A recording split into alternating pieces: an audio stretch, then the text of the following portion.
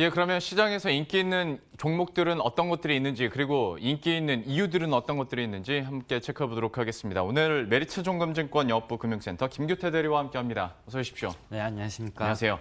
오늘 시장에서는 어떤 종목들이 많이 검색됐을지 역시 한번 집계를 해봤는데요. 오늘 종목들은 많습니다만은 뉴스가 있거나 아니면 뉴스가 없어도 급등급락하는 종목들이 꽤 있습니다. SFA 반도체도 그렇고 필룩스도 그렇고, 그리고 역시 시장에서 52주 신고가 기록하고 있는 SK하이닉스도 저희가 꼽아봤는데요.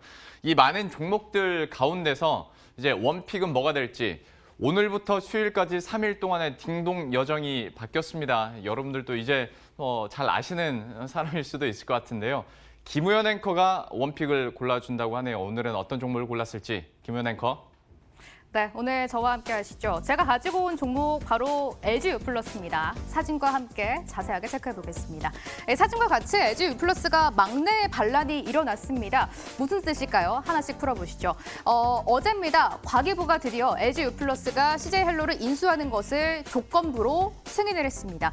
현재 이통 3사 중 막내였던 LG유플러스가 이번 인수로 몸집이 커지게 됐고요. 또 이에 따라서 유료방송 시장 그리고 알뜰폰 시장 넘어서 이동통신 3사에도 지각 변동이 예고가 되고 있습니다. 자세한 내막을 한번 들여다보겠습니다.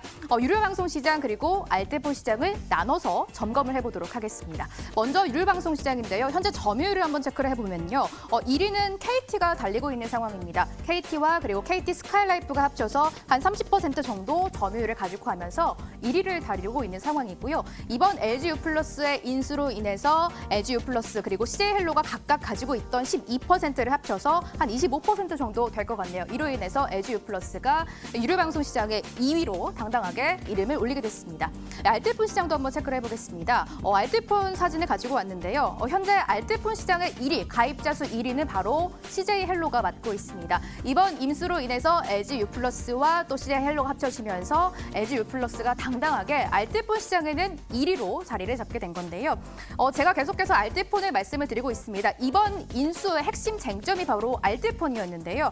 CJ헬로의 알뜰폰 사업입니다. LG유플러스가 매각을 진행하면서 최악으로 여겼던 변수가 바로 알뜰폰을 분리 매각하는 쟁점이었었는데요.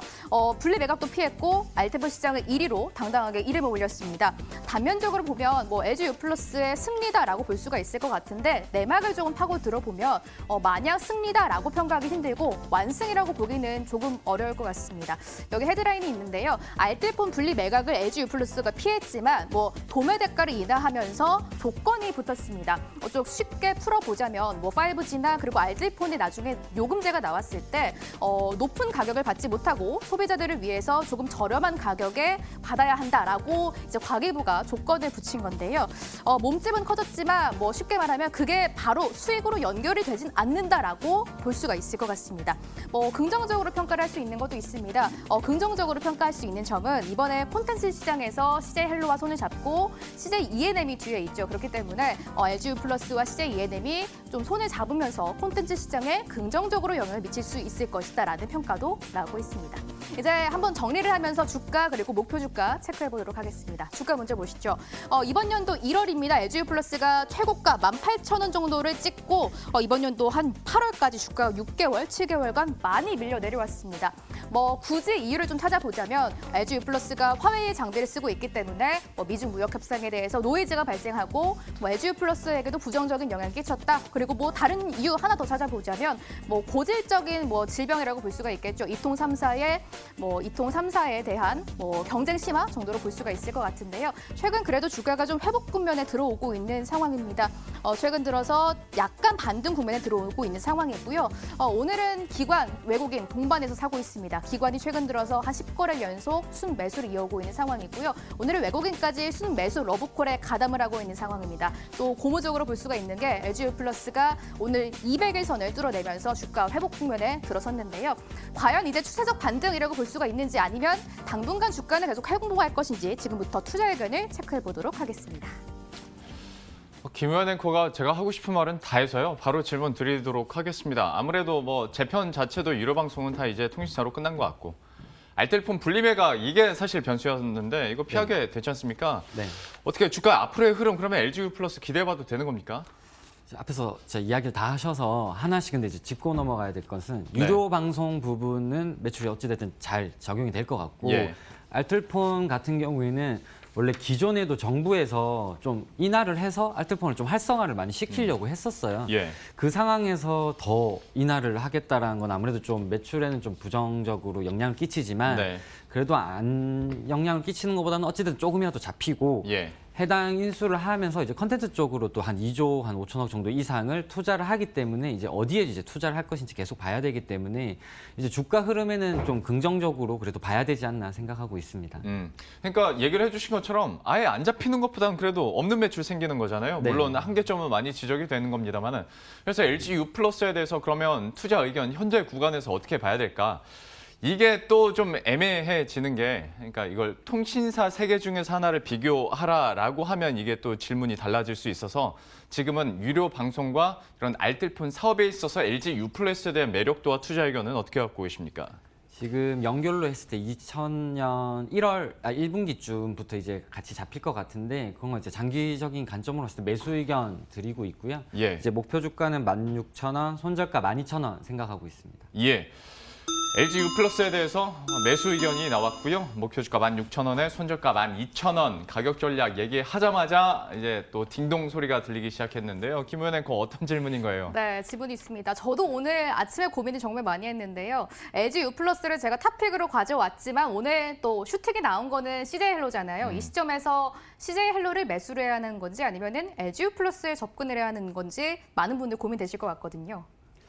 이제 둘 중에 이제 비교를 하면 네. 이제 앞에 선거했던 거 중에 제가 얘기 빠진 부분이 하웨이 쪽 이슈입니다. 이제 예. 오늘 이제 미중 쪽 얘기하면서 이게 LG 플러스가 좀 폭발적으로 못 올라갔던 이유 중에 하나가 이제 미중 관계가 이제 좋아지지만 그럼 이제 하웨이 쪽 이슈를 더 제재를 푸냐 안 푸냐 언급이 좀 됐었으면 예. 더 폭발적으로 올라갈 수 있었을 텐데 이 부분이 언급이 안 됐기 때문에 이제 지금 흐름상으로는 그래도 추후에 분명히 언급이 되면서 이제 LG 플러스가 아무래도 하웨이 쪽 장비를 쓰고 있기 때문에 좀 장기적으로 봤을 때는 그래도 LG 플러스를 매수하는 게 더 맞지 않겠냐 생각하고 있습니다. 이게 만약 이 설명이 성에 안 찼는지 아니면 다른 아예 질문이 있는지 모르겠는데 왜 누르신 거예요? 질문이 너무 많죠. 하나 더 여쭤볼 게 있습니다. 또 SK텔레콤이 티브로드를 인수하는 것도 고려를 하고 있는 상황입니다. 뉴스가 나왔는데 어제 보니까 뭐 이번 연도까지는 안 될 것 같고 내년으로 넘어갈 것 같다라고 말이 나오고 있는데 이렇게 SK텔레콤이 티브로드를 몸에 안게 된다면 또 고질적으로 질병 제가 말씀을 드렸잖아요. 경쟁 심화가 될 수 있을 것 같은데 네. 그렇다면은 SK텔레콤, LGU 플러스는 어떤 거를 선택을 해볼까요? 지금 원래는 이렇게 이제 시장 흐름이 왔을 때 예. 아무래도 1등 산업을 더 들어가고 1등 점유율을 가지고 있는 기업을 투자하는 게 맞지만 지금 LG 플러스도 되게 힘들게 됐습니다. 이제 네. 4월부터 얘기가 나오고 뭐 기사를 상세히 읽어보시면 아시겠지만 세부적으로 조건부가 점수가 굉장히 엄격하게 들어가고 조건부까지 붙었는데 SK텔레콤은 올해는 힘들고 이제 내년 원래 1월에 한다고 얘기가 나왔다가 한 번 더 밀려서 3월로 얘기가 나오고 최근에는 한 번 더 밀렸어요. 이제 4월까지가 얘기가 나왔기 때문에 아직 좀 머나먼 이슈기 때문에 그래도 LG U 플러스 쪽으로 먼저 접근을 하고 나중에 이제 SK텔레콤 같은 경우에는 좀 더 뚜렷하게 방향성이 나왔을 때 그때 노려도 늦지 않다 생각하고 있습니다. 그러니까 저도 이야기가 길어질 것 같아서 피했던 질문을 또 김 의원님께 딱 해줬는데 또 의외의 대답이 나왔습니다. 거의 제가 함께 대담을 했었던 전문가들은 그래도 SK텔레콤이다라고 얘기를 했었는데 오히려 불확실성이 좀 거치고 나면 그때 보고 지금으로서는 LG U 플러스에 대한 매력도도 많이 높다라고 얘기를 해줬으니까요. 이분도 감안하시면서 투자 전략 짜시면 좋을 것 같습니다. 두 번째 종목으로 바로 넘어가 보도록 하죠. 서진 시스템인데 오늘장 외국인의 매수세도 포착이 되고 있고 급등 흐름을 기록하고 있습니다. 이 종목이 오늘 왜 오르고 있는지부터 한번 설명을 좀 해주셔야 될 것 같아요. 이제 오늘 5G랑 이제 장비 쪽 관련 주식들이 다 많이 상승을 했었는데요. 아무래도 삼성전자 쪽에서 이제 캐나다 쪽 업종이 이제 LTE랑 5G 쪽 이제 납품 이제 시작을 하게 되면서 같이 동반 상승을 보였는데요. 아무래도 이제 서신 시스템은 오늘 좀 외국인이 16만 주 순매수를 하면서 좀 부각이 더 되었던 것 같습니다. 네. 끝이에요. 네, 상세 설명 더 드리면 아무래도 지금 시장이 굉장히 제가 한 번씩 방송 와서 얘기하지만 계속 예. 제약 아니면 5G 쪽으로 계속 언급이 되고 있는데 그렇죠. 결국에는 관련 실적을 세부적으로 보게 되면 폴더블 폰 쪽은 계속 잘 되고 있고 서진 시스템은 상대적으로 타 같은 업종 중 대비 좀 저평가가 많이 되어 있습니다. 그렇기 때문에 지금 여러 가지 종목들과 비교를 하고 있는데 그중에선 그래도 좀 서진 시스템을 좀 주목해야 되지 않나 생각하고 있습니다. 그러면 서진 시스템에 대해서 투자 의견을 들어보기 전에 또 띵동이 울렸어요. 아직 시작도 안 했는데 무슨 질문이에요? 이거는 꼭 짚고 넘어가야 될 것 같은데 예. 또 저희가 5G 하면은 바로 이 KMW 하면 5G 이런 이야기까지 있잖아요. 또 이것도 그렇고 뒤에 뭐 RFIC 같은 종목들도 발빠르게 따라오고 있는데 네. 그렇다면 이 시점에서 저희가 서진 시스템을 매수하기 전에 앞으로 뭐 중국 또 이슈가 나온 캐나다 같은 해외 모멘텀이 좀 확실하게 있는 종목들을 가져가야 하지 않나 이런 생각도 들거든요. 이제 뭐 여러 가지 뭐 모멘텀들이 있겠지만 서진 시스템 같은 경우 이제 3분기 실적이 또 생각보다 잘 나왔어요. 잘 네. 나오고 지금 4분기 실적도 잘 나오고 지금 앞에서 계속 언급하는 그런 재료들을 다 품고 있습니다. 폴더블, 5G 다 품고 있고 좀 눈여겨봐야 될 건 이제 기타 매출로 이제 자동차 쪽 부품하고 같이 이렇게 잡히는 부분이 있는데 예. 이쪽 매출이 이제 뭐 분기별로 계속 거의 2배, 3배 성장할 것으로 지금 예상이 되고 있기 때문에 이런 시대적 흐름 테마는 같이 가면서 이제 내부적인 실적은 잘 챙기고 있는 서진 시스템이 오히려 다른 업종보다는 좀 더 투자 매력이 있지 않을까 생각합니다. 김우현 앵커가 KMW나 RFHIC 살짝 던져봤는데 그래도 서진 시스템에 대해서 확고한 투자 의견을 갖고 있는 것 같습니다. 그러면 가격 전략을 좀 세워야 될 것 같아요. 네, 서진 시스템 목표 주가 31,000원, 손절가 24,000원 생각하고 있습니다. 서진 시스템, 그러니까 탑픽으로 저희가 생각해도 되는 거죠? 예, 그렇죠. 왜 확신이 없어요? 통신주 쪽 관련해서는 예. 탑픽으로 생각하고 있습니다. 알겠습니다. 통신주 내에서 서진 시스템 얘기를 해주셨고요. 목표 주가 31,000원과 손절가 24,000원 가격 전략 이렇게 정리하도록 하겠습니다. 또 하나의 뉴스가 있었던 네이버 얘기해 보도록 하겠습니다. 여기도 참 지금 뉴스가 나온 것이 미래셋이 그 네이버 파이낸셜에 당초 예상했던 것보다 투자금을 더 내기로 했거든요. 그러니까 원래 한 5천억 원 예상이 됐었는데 8천억 원 발표가 나왔죠. 하다 보니까 당연히 묻고 더블로 가. 뭐 이거 당연히 나옵니다.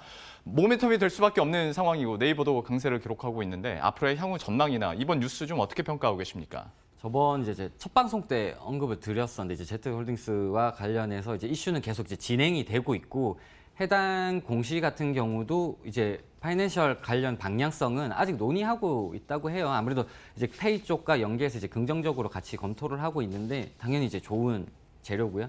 다만 이제 1월까지 나머지 부분에 있어서 좀 단기적으로 좀 재무적으로 현금을 납입을 할 수 있냐 없냐에 대해서 좀 부담은 가지고 있는데 예. 뭐 이 부분에 있어서는 뭐 잘 내부적으로 뭐 네이버 현금도 많이 있고 결국 이제 미래에셋 대우와 같이 이렇게 협업을 하기 때문에 이 부분은 충분히 해소가 되어 보이고 네. 그때도 이제 합병 관련해서 라인과 합병 뭐 외에도 이슈가 될 수 있는 것들이 결국에는 웹툰, 파이낸셜 이런 부분이었는데 지금 그때 합병 이슈가 나오고 좀 주가가 좀 많이 부진했었어요. 부진했었는데 오히려 이번 공시 같은 경우에는 그때 언급했던 나머지 재료들이 생각보다 좀 더 속도를 낼 수 있지 않겠냐라는 거에 좀 힘을 실기 때문에 그때 제가 20만 원으로 목표 주가를 설정해 드렸었는데 예. 이번에는 10,000원 정도 더 올려서 목표 주가 21만 원, 손절가 16만 원 제시해 드립니다.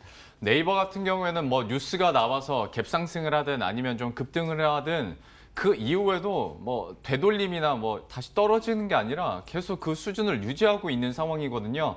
때문에 좀 시간이 지났으니까 네이버에 대해서 얘기를 해주면서 목표 주가를 오히려 그때 당시보다 더 올렸어요.